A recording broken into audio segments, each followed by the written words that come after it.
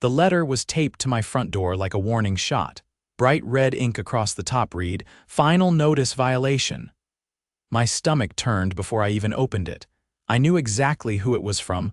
Unapproved roofing material, it said. Failure to submit architectural change request. Fine, $1,000. I stood there on my porch, staring up at my roof like it had grown horns overnight. I live in a quiet neighborhood in Northwood Hills, and I've owned my house for over 15 years. My name's Nolan Carrick, and I've put more sweat and money into this place than I care to calculate. The roof? Yeah, it's old, but it's solid. Spanish barrel tiles, deep red, sun-faded but still strong. Installed 2 years before the HOA even existed, and that's the part that ticked me off. Our HOA was formed 8 years ago, and ever since then, it's been a parade of power-tripping nonsense. Leading that parade, Joyce Billings' early 60s, platinum bob, always in pastel-colored suits like she's running for office. She's got this way of showing up right when you don't want her to, and today was no different. I was still holding the letter when she strutted up my driveway like she owned it. "Well, hello, Mr. Carrick," she said, folding her arms like she was posing for a courtroom sketch. "I assume you've seen the notice." "I did," I said, keeping my voice level, "and it's nonsense. This roof was installed before your HOA was even a thing." Joyce tilted her head, eyes narrowing like she didn't hear me. "That may be your belief, but we have guidelines now. Every homeowner must comply. You don't get to retroactively fine me for something that was here before your little kingdom existed," I said, tapping the letter.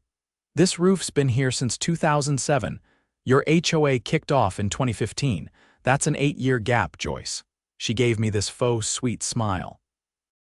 "Then I suggest you provide documentation.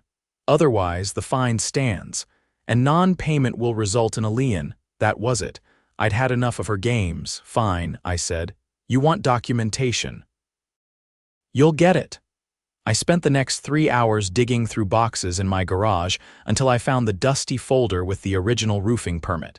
Stamped, signed, and dated, May 22nd, 2007. I even found the invoice from the contractor Riverside Roofing who'd done the work. The next morning, I walked into the HOA office like I was dropping off a court summons. Joyce was sitting behind the front desk, sipping coffee from a mug that said Chairwoman. I placed the papers on the counter. "There's your documentation," I said. "You're not fining me for a roof that predates your entire existence." She glanced at the papers, lips twitching. "We'll have to verify these," she said, clearly annoyed. "Do that," I said, "and while you're at it, maybe check your bylaws about retroactive enforcement." I did. Her face went stiff. I left before she could come up with another excuse, but I had a gut feeling this wasn't over. With Joyce, it never was.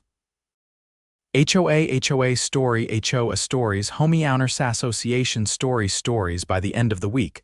I got an envelope in the mail with a Northwood Hills HOA return address. No red ink this time, just a plain white envelope, folded neatly, like it wasn't meant to cause a fuss. I opened it at the kitchen table, coffee in one hand, already expecting the usual backpedaling.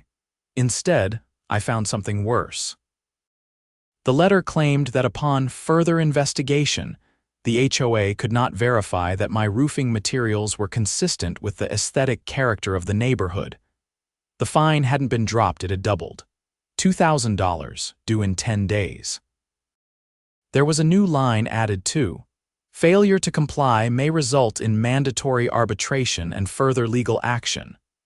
I stared at the paper, stunned. They weren't just ignoring the documentation, I could tell they were baiting me, trying to push me into a corner. But the mistake they made was assuming I'd fold. I'd seen this kind of maneuver before.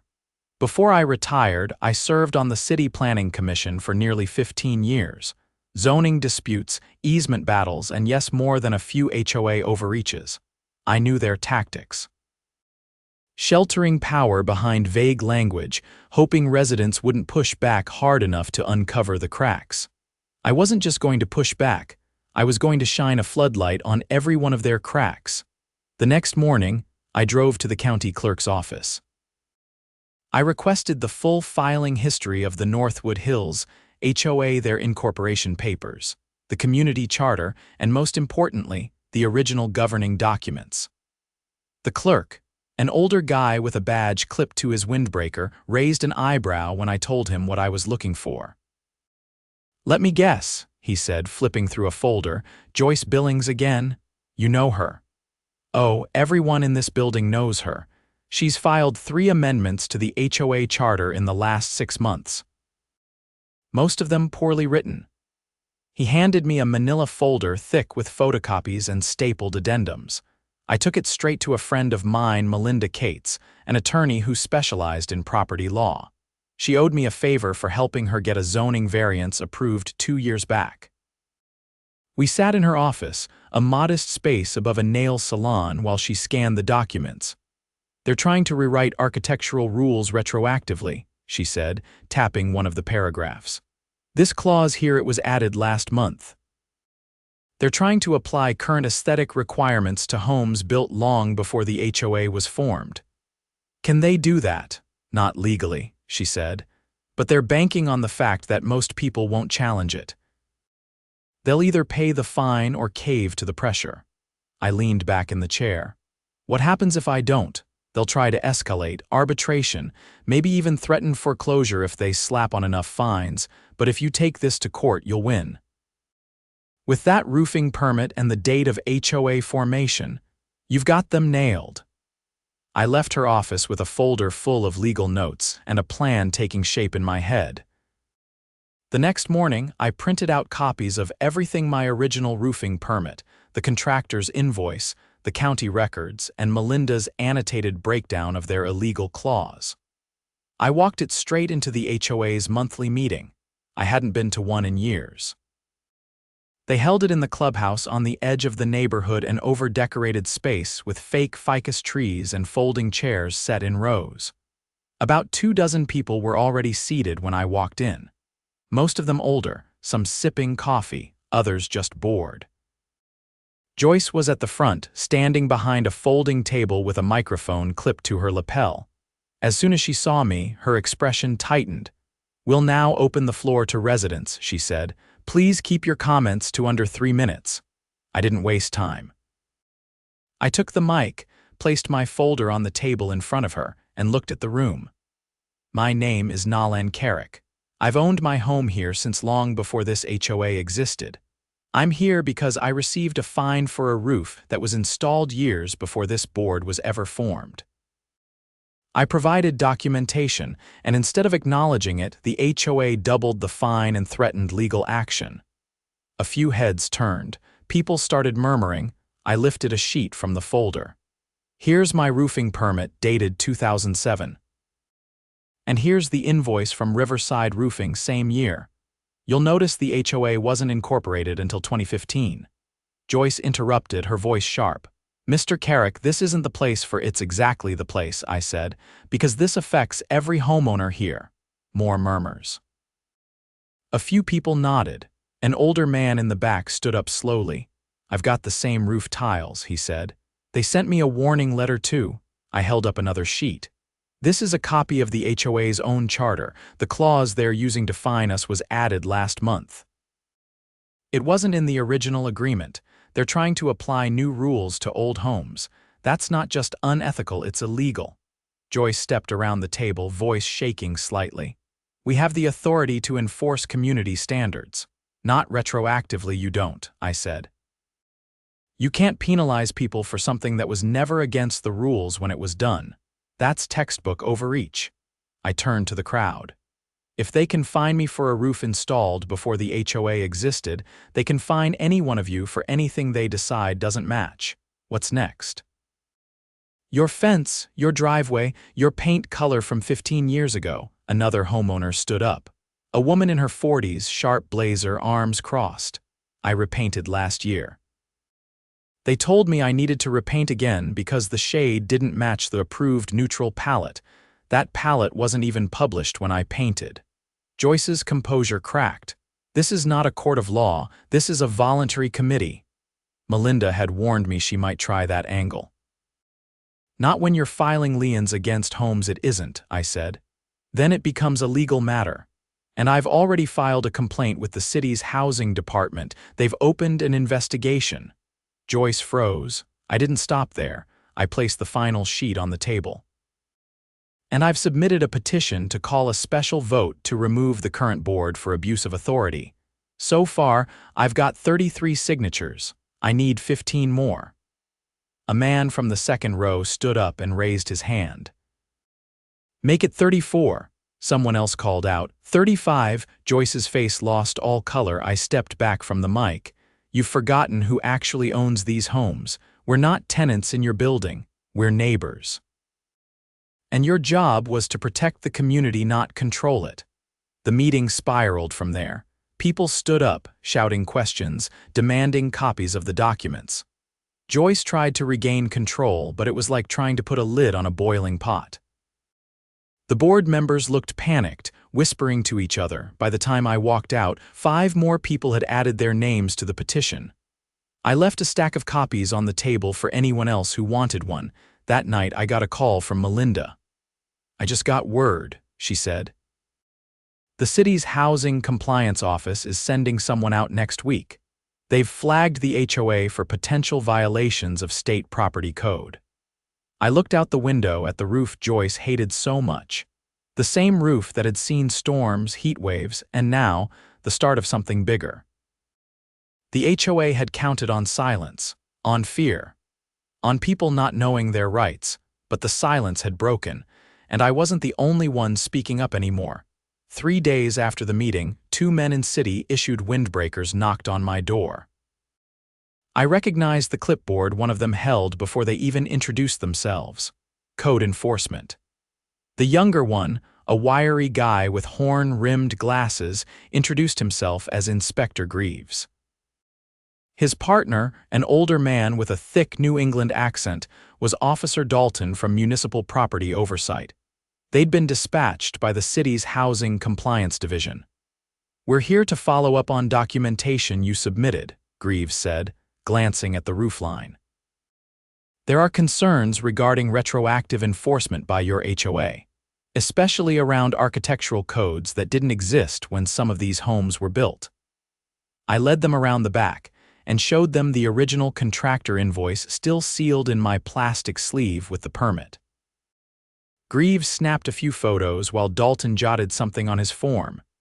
You're not the only homeowner we're visiting today, Dalton added. We've received multiple complaints about similar fines. Some had liens placed without due process. I paused. Wait. They actually filed liens, Dalton nodded. We stopped by a property on Hawthorne Drive earlier this morning, the owner's in her 80s. She said she didn't even know what a lien was until she got a notice from the county recorder. Greaves added, this could stretch into criminal if it turns out the HOA filed those without following statutory procedure. We're not just dealing with civil code violations anymore. I felt something shift in the air. This wasn't just about my roof anymore. This was about a system of abuse, quiet, incremental, and now unraveling. By the following Thursday, the neighborhood was buzzing. A group of residents began organizing informal gatherings outside the clubhouse lawn. Folding chairs, clipboards, printed copies of the HOA charter. People swapped stories about fines for mailbox colors, hedge heights, and even Christmas lights. A retired vet named Ray had been fined over a backyard flagpole. A mother of 3 had her driveway chalk art cited as visual disruption. I met with Melinda again the next morning, this time in the back booth of a diner on Maple Avenue. She'd been digging deeper. Turns out Joyce and the treasurer Walter Griggs have been quietly amending the enforcement section of the bylaws without proper member votes, she explained, flipping open her leather binder. And worse, they've been hiring a third-party legal firm to process liens without informing homeowners of their right to a hearing. I narrowed my eyes. That's illegal. More than that, she said, tapping a highlighted paragraph. It's fraud if they're collecting money under false authority. I leaned back in the booth as the waitress refilled our coffee. How do we prove it? Already working on it, she said. I subpoenaed their payment records from the law firm they're using. If the board paid fees for lien processing without homeowner consent and under invalid fines, that's embezzlement. That same afternoon, 2 more residents dropped by my house. One of them, a soft-spoken nurse named Dana, showed me a letter she'd received the previous winter. The HOA fined her for excessive roof moss. She'd paid it out of fear they'd place a lien on her home. I asked if she still had the letter. She did. I took a photo and forwarded it to Melinda.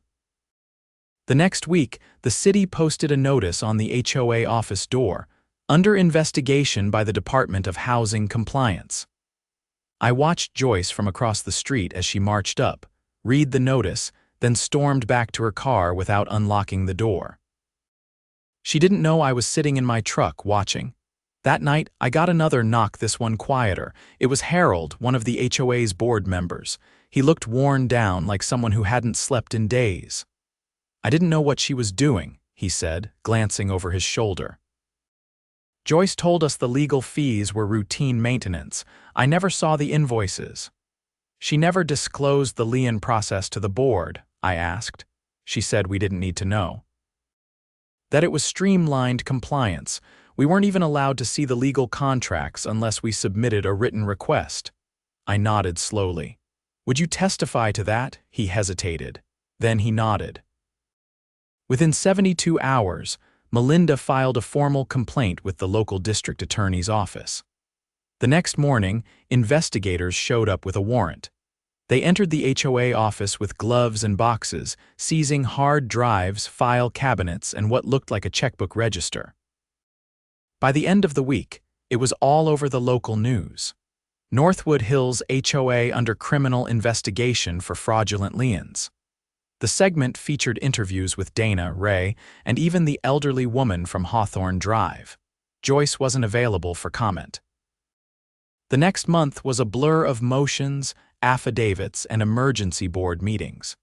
Joyce tried to appoint herself interim treasurer after Walter vanished from the neighborhood overnight, but the city stepped in. A judge issued a temporary restraining order preventing the current board from enforcing any penalties, collecting dues, or accessing HOA funds until the investigation concluded. A court-appointed receiver took over management of the HOA's affairs. At a community meeting organized in the school gymnasium, the receiver, a sharp woman named Evelyn Cho, addressed the crowd. "This is not the end of your HOA," she said calmly, "but it is the end of business as usual. There will be new elections. There will be transparency. And every lien filed under Joyce Billings' tenure will be reviewed and, if necessary, nullified." People clapped. Some cried. I just stood in the back, arms folded, watching as the community began to come alive again, this time on its own terms.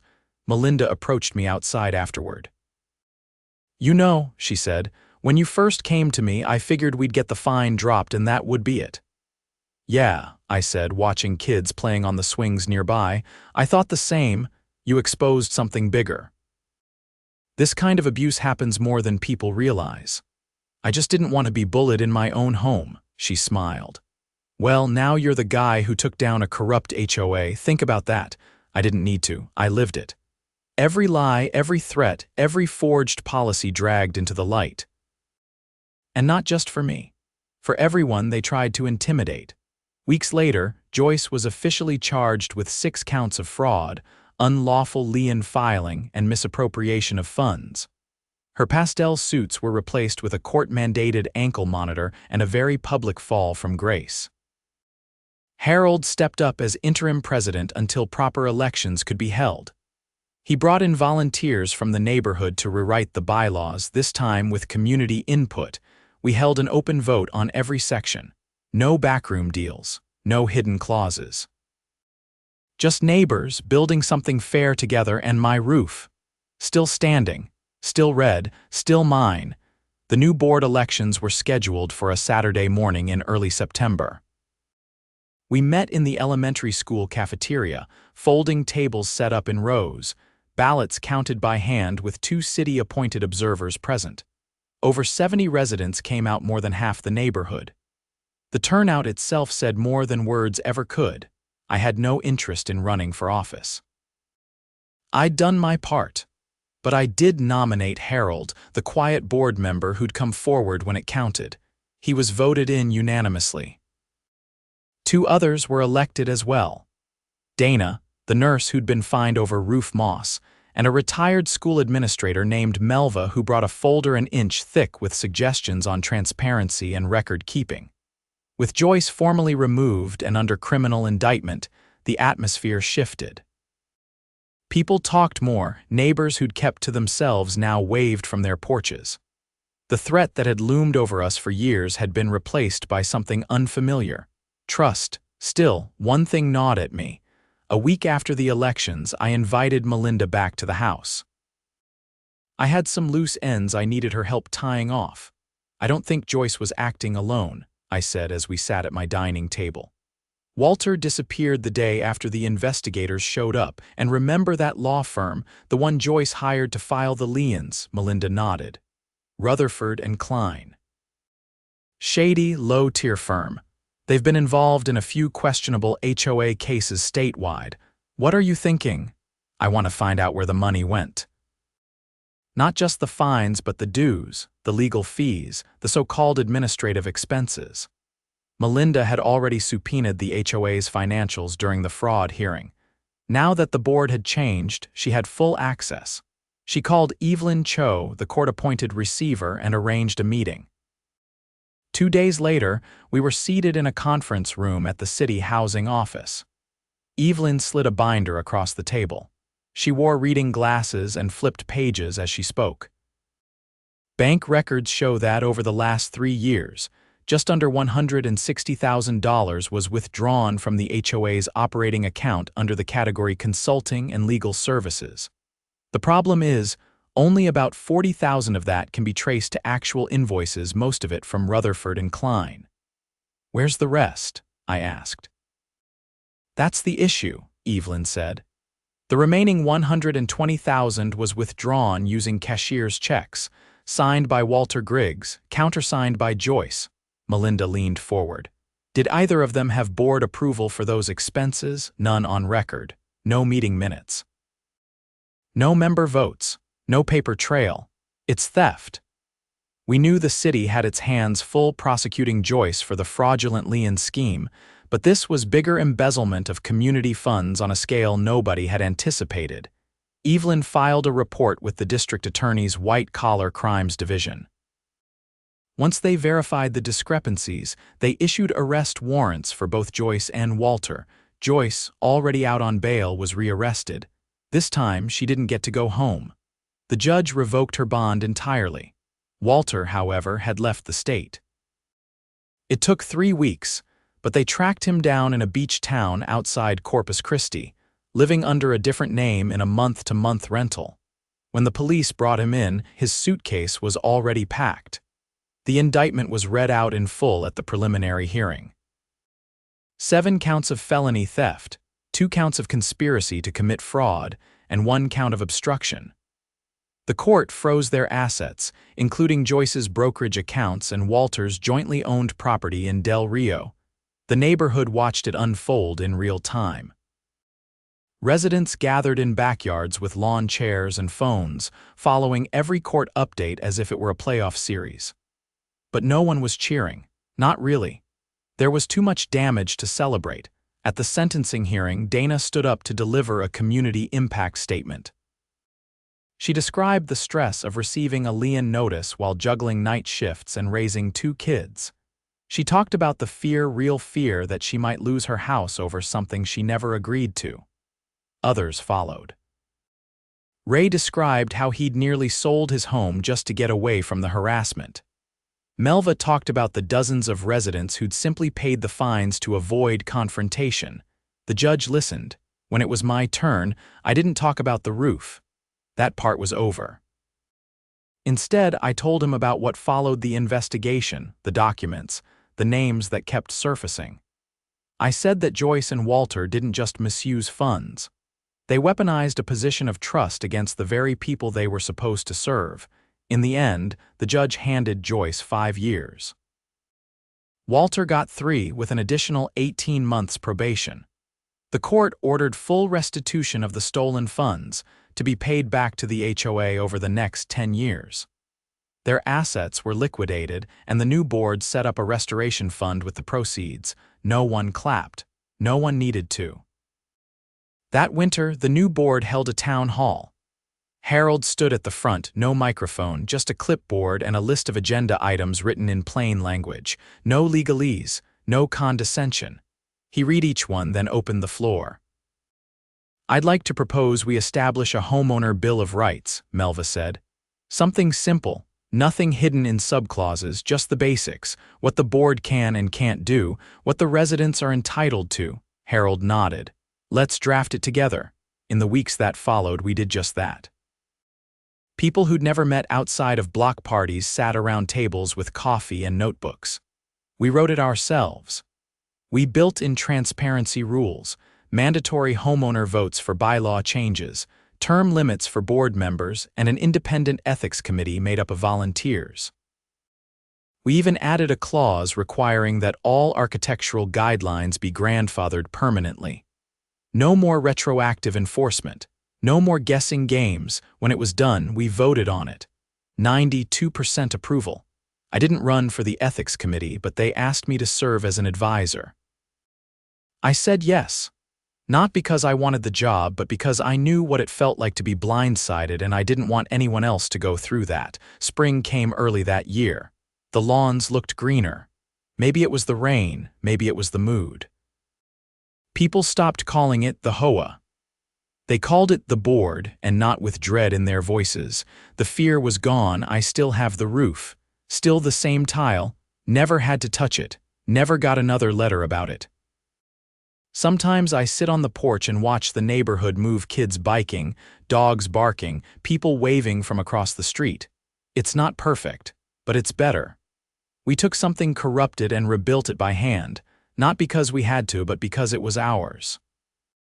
And no one, no matter how many pastel suits they wear, is ever taking that away again.